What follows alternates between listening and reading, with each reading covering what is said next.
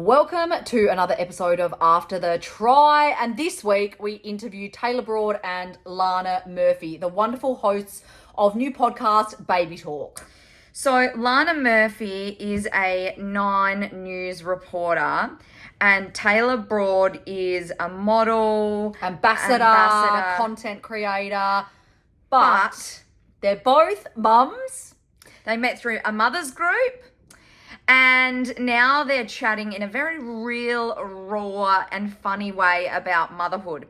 And what I quite like is that they call each other out. Oh, it's so good. You can tell that they're such close friends that they just, call each other out on their shit. They're not afraid to put each other back in their place. Yeah. But almost like sisters, you know? Yeah, it's honestly like we do. But it was really interesting for us because we're in a place where we're not feeling great about having kids, particularly you being probably closer to a decision. All the things that we've done so far in our tries have just made us want kids less and less and less. So it was interesting to talk to them because they had a lot of good advice and also a lot of joyful moments that I guess swayed us a little bit back in the other direction of, finding positives and the real joy out of being mums. And that you don't have to lose your identity because they are strong business women.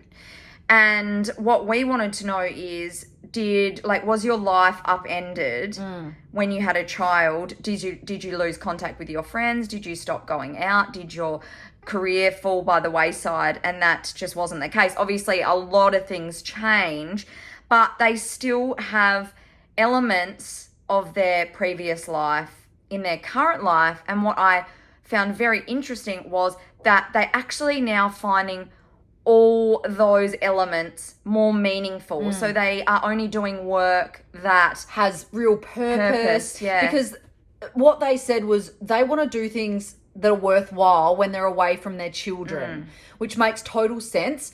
So particularly Tayla was saying all of the things and the work that she takes on now have to be worth it for her to be away from her child for that long.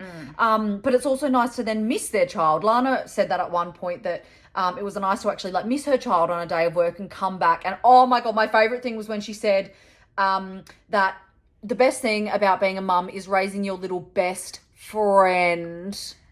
That was so sweet. Because cute. I've never thought about it like that. No, you just have your little best mate around you all the time and he's yours and you've raised him. And anyway, that's what she said and I just loved that so much. That was so beautiful. Obviously ups and downs. Tayla doesn't have her family in Melbourne. She is from Perth, so she struggles with that. And same with Nathan's. His family's in Perth too. So Nathan is Tayla's husband. Sorry, should have clarified. And he plays football for Richmond Footy Club. And so both their families are located in Perth, so they really go it alone down here. Whereas Lana has a team of thousands with her family and her partner's family. And she said that's pretty awesome. Well, she said that her mum was essentially co-parenting as a third co-parent in their relationship. So that's pretty amazing because it does, from all the people that we've spoken to about this, it does seem like having support and help around you is a massive, massive thing. And so once again, for you, if you decide to go down the path soon of having a child and not having our mum and dad here, I mean, we've got me and our little sister. Who won't do anything. I think she actually would. I think she would step up to the plate. I think you give her, I think you're a bit harsh. I obviously would. I'd be super excited about it. But gosh, it would be hard without having mum and dad here. But they have no one. Like Tayla and Nathan, they obviously have friends and an amazing support network in that respect and each other. But they don't have family here to help them, which seems, that's the big, I think, difference between Lana's situation and Tayla's situation, because one has a huge amount of help and the other doesn't. So it was interesting to see the differing perspectives. But also, it just goes to show that the friendships that you make after you have your child are really important, because now they met through a sensory class. This is Lana and Tayla we're talking about. Yeah. They met through a sensory class that they put their kids into, and they became friends from that, and now they've got a great connection and do a lot together and rely on each other. They said they've got a great mum group, which is really nice. But I don't know, it was just nice hearing that being successful career women, which is what we would still want to be if we had children, we wouldn't want to give that up. It was just so nice hearing that they can still really do that, because I sometimes think, I would have to give up my whole career if I have a child. But you actually don't have to, and you can make it work. And both of them talk about, Lana is pregnant with her second, which is amazing. And Tayla talked about the fact that she wants to go again. So obviously it's not that bad if they're going for a second. And there's a lot of joyful, incredible, amazing moments that they both have, which, make it unbelievable. And I like the fact that they said the selfishness just dissipates, stops. Because that's what I love. I don't love being selfish. That sounds awful. But I'm a selfish person in the sense that I like being able to do what I want when I want. And obviously once you have a baby, you can't do that. But I don't know, you just make it work and those things go away because you're so in love with your child. Yeah. So I don't know. Lana said she could have done children on her own, but then she has that army behind her of support with her family, whereas Taylor was like, hell no. Which was really funny. I also loved the conversation around body image, and social media too. So Tayla said that she had really low body self-esteem. And body dysmorphia before having a child. And she was actually really worried about how she would go being pregnant, like mental health-wise. And then also how she would bounce back afterwards. And she said the minute she fell pregnant and was growing a child, and then afterwards she just had so much newfound gratitude and respect for her body. It's almost like something clicked. Yeah. And she was like, I actually don't care anymore, because she had so much admiration for her body that grew her beautiful daughter that she now has, that she was like, kind of stuff it.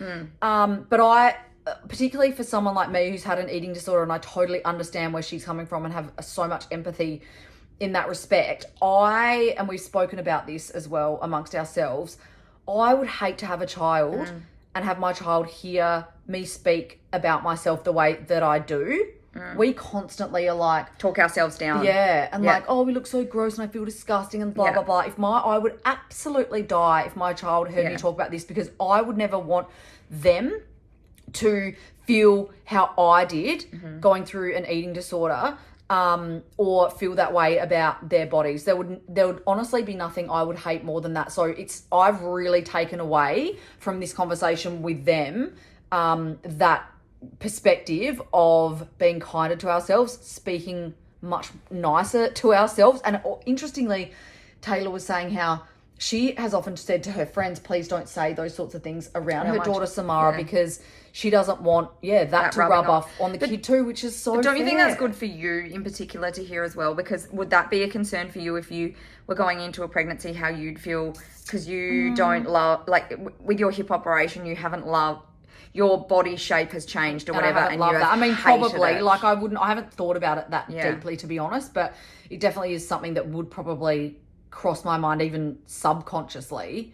So it was definitely nice to hear that from her. And also, the social media thing. Tayla chooses not to put her daughter Samara on her Instagram because she would hate for her child to resent her later in life and say, why did you, but also why did you sell me? Like, why did you sell me or whatever? Why did you use me for, campaigns or whatever? That wasn't my decision. But also the most interesting factor on that was she was talking about how, people bet on footy and things. So her husband, Nathan, if she, who plays for Richmond, if he loses a game, people and footy fans are so unbelievably passionate that there's every chance that they could come after her daughter, if they recognise her on the street. So I found that a super interesting persptive from Taylor. No wonder Taylor wants to be super protective. Yeah. What do you reckon would be the scenario for me? Because you're removing that element of people coming after my partner, because I don't have a partner.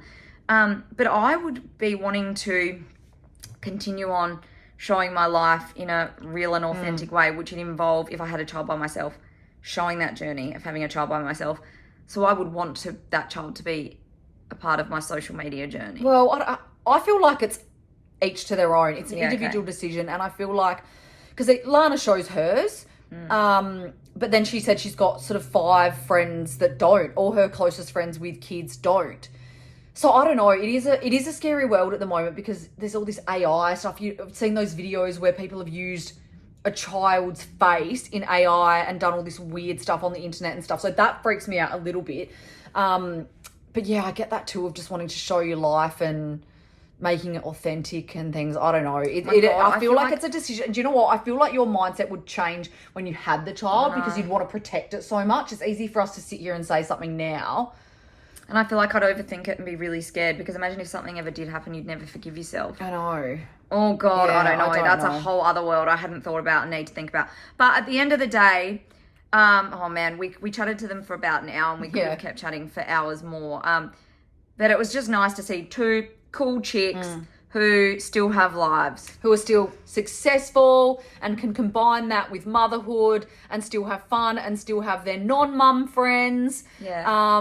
And yes, whilst it is hard, Lana actually thought it was easier than what she anticipated it would be. She said that having a dog, she reckons having a dog would be harder than having a baby. But Tayla has a dog and a baby and she said a child is harder. But it was just a great chat and we thank them very much for being so open and honest. That's, as we said at the beginning, that's one thing we love about them, and particularly with their Baby Talk podcast, is just they add an element of humour to it, of realness to it, of rawness to it, and it's definitely worth a listen. We're not mums and we really enjoy listening to it. So after you've listened to Try Before You Die, but if you don't have any time after you've listened to After the Try. And if you have a minute after that, then you're allowed to listen to Baby Talk. You know what? We do want to also chat to solo mums and we want to chat to someone who's made the choice not to have kids, because I also think that's another whole element that we need to tap into. Oh, the more we're delving into all of this, the more just fascinating it is. And it's almost like the more people you speak to, the more people you then want to speak to in different realms and to find out all the information. And I mean, it is hard because the more information you find out, it can be quite overwhelming. Ignorance is a little bit blissful. Yeah.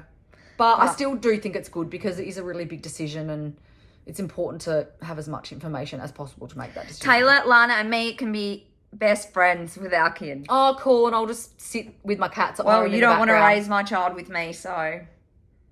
Anyway, we'll see you for another episode of After the Try next week.